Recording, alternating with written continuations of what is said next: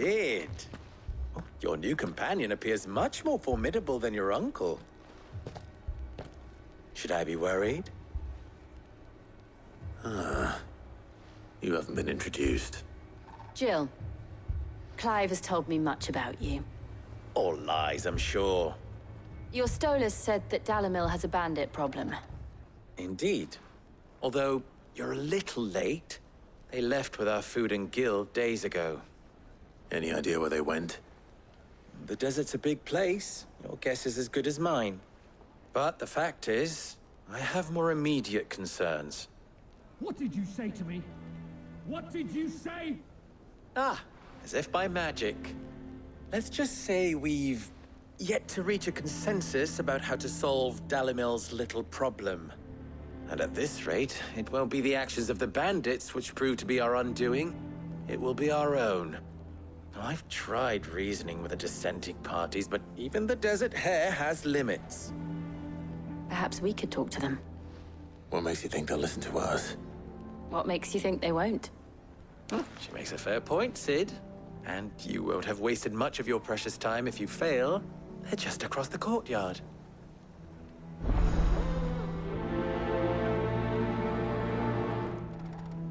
Suppose we just follow the shouting.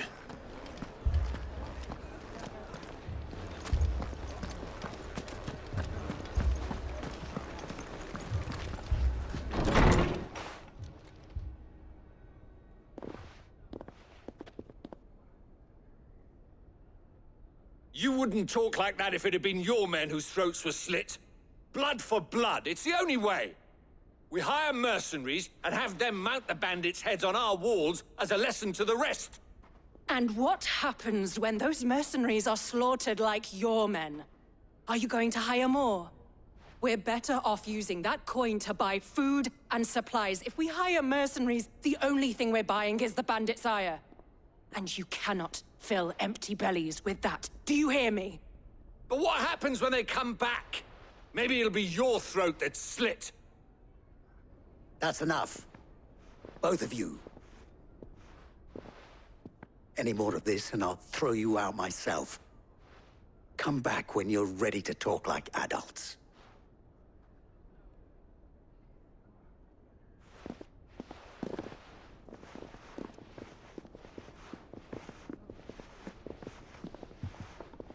Victor.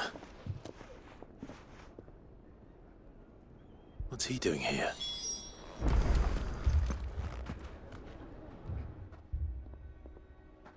Sid. And Lady Jill. What brings you here? I was about to ask you the same thing.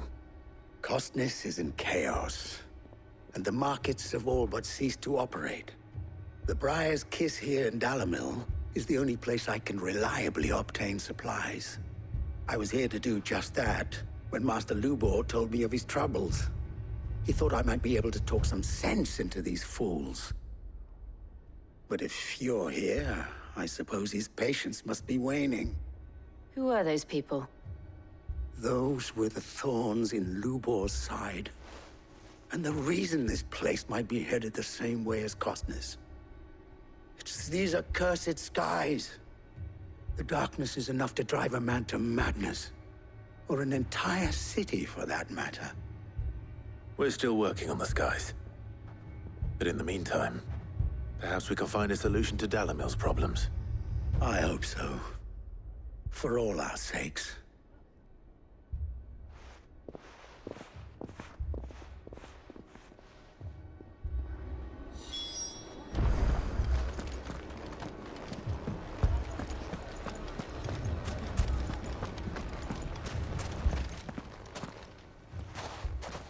So, you see my predicament? What I saw was a room full of people who were angry and afraid. And with good reason by the sound of it. But if left to smolder, that anger and fear could set the entire town alight. My thoughts exactly. What to do? Both sides wish to protect their homes and livelihoods, if only they could agree on how. But as long as they are divided, we are vulnerable. And if there's one thing bandits like, it's an easy target. What would Sid the Outlaw suggest? Well, if it were my namesake, he'd let them choose for themselves, and be on hand to pick up the pieces when it all went wrong. That sounds like a recipe for disaster. A recipe for disaster is precisely what it is. But perhaps that realization would be enough to make them question the ingredients. While it's plain neither Conrad nor Natalie will countenance the other's proposal, it may still be possible to make them doubt their own. Before presenting them with a third option. And that would be? To pool our resources and save the city ourselves. Why fight each other? When all that fear and anger can be directed at the bandits. It appears we have a plan of action. Victor, pay Conrad a visit. See if you can't convince him of his folly. I'll speak with Natalie. As you wish. Your faces are not well known in this town. That may prove useful. Don't worry, Victor and I will do most of the talking. You need only play along. Play along. What he means to say is yes.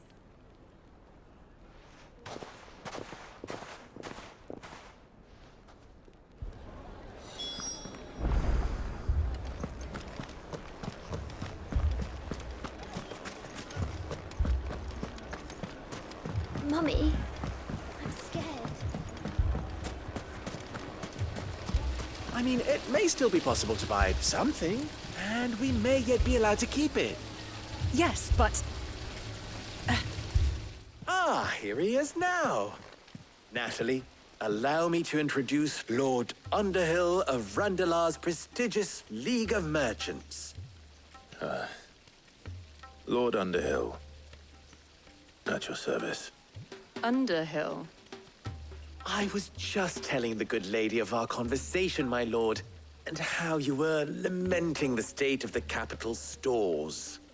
Lubor says that not only are the granaries almost empty, but that war and the Blight mean this season's harvest won't be enough to fill them for winter.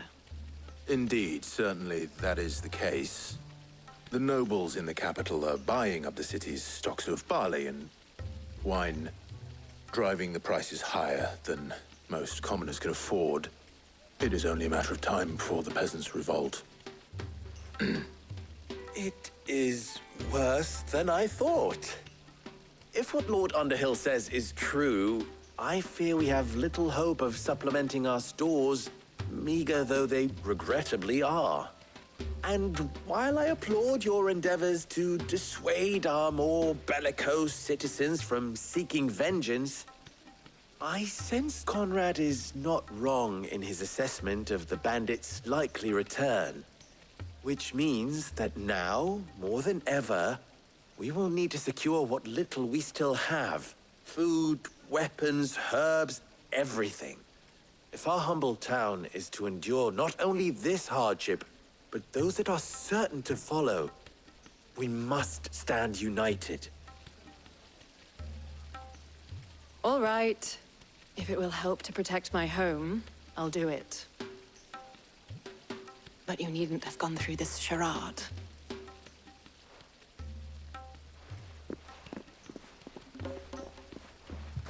Thank you, Clive. Your performance was nothing if not workmanlike. She saw right through it. I didn't say it was good, merely that it produced the desired effect. Now, my scouts should be returning shortly.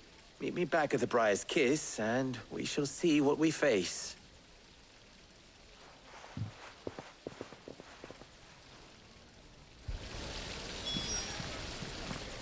It appears I have no choice but to do what little I can to defend what...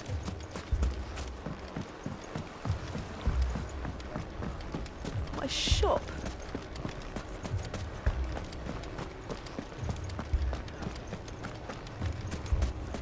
Picture it, Conrad. Your own city guard, with you as captain.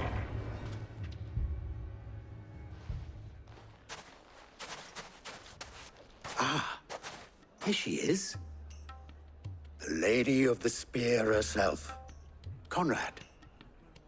May I introduce you to Jane, commander of the Red Wings, the oldest mercenary guild in the Free Cities. A pleasure, my lady. The pleasure is all mine. As I told you, I summoned the commander here from Canver to inquire about a contract. Victor says you told him no. That there aren't any men left to hire. Is that true? True as the crystals cracked. Nobles came and claimed every last one worth his salt. And not just from us Red Wings. You know of the 7 high houses.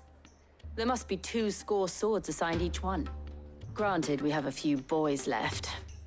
If it's boys you're looking for. Well, Conrad, are you saying that Dalamil's finest cannot defend this town better than a gaggle of unblooded striplings? That a band of beardless youths could better avenge the deaths of your brave men than you yourselves? Absolutely not. We'll show those bastards who they're dealing with.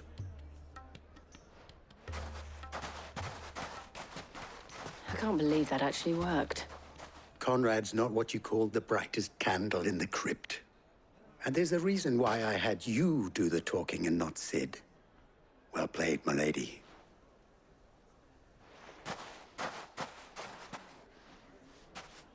I'm not convinced our roles in this ruse were entirely necessary. I don't know. Conrad seemed quite taken with you. Then let us band together and show these brutes that Dalimil is not to be trifled with.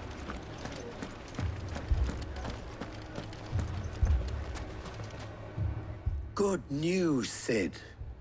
Both Conrad and Natalie have somewhat gracefully accepted their new roles. With time, they may even learn to. Time no longer appears to be the luxury it was before lunch. I take it your scouts found the bandits. Technically, it would be the bandits who found my scouts. It appears they march for Dalimil as we speak. All of them. You're not serious. They don't just want food, they want the whole damn town.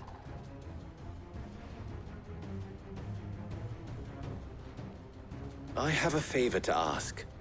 I'm told the bandits march in 2 groups, one from the south and one from the desert, in a move doubtless intended to stretch our already gossamer-thin defenses. Very well.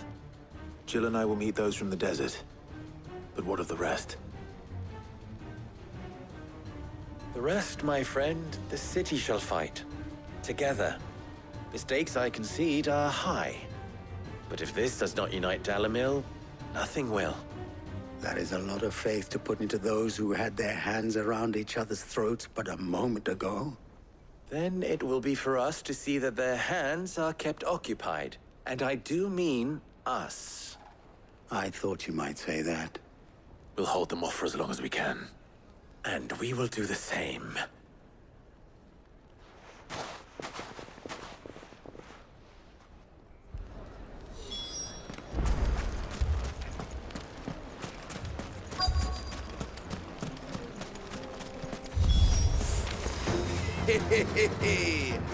The women folk have come to welcome us.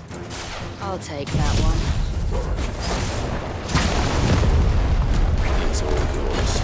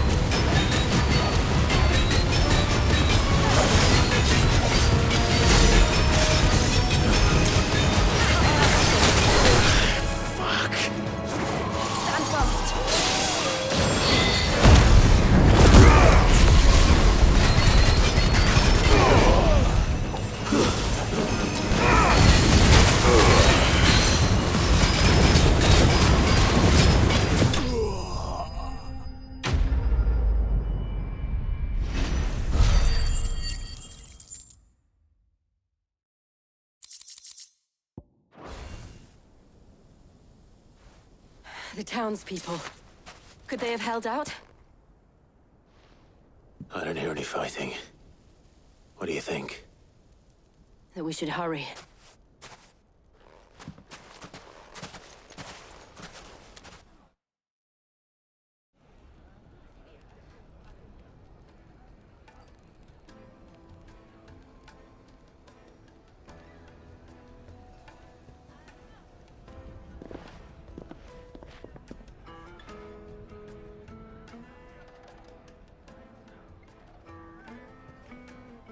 Natalie, I owe you an apology. You did well out there. The inn would have been lost had you not held the line. Without you, there would have been no line to hold. You saved us, Conrad. You saved Dalimil. We all saved Dalimil.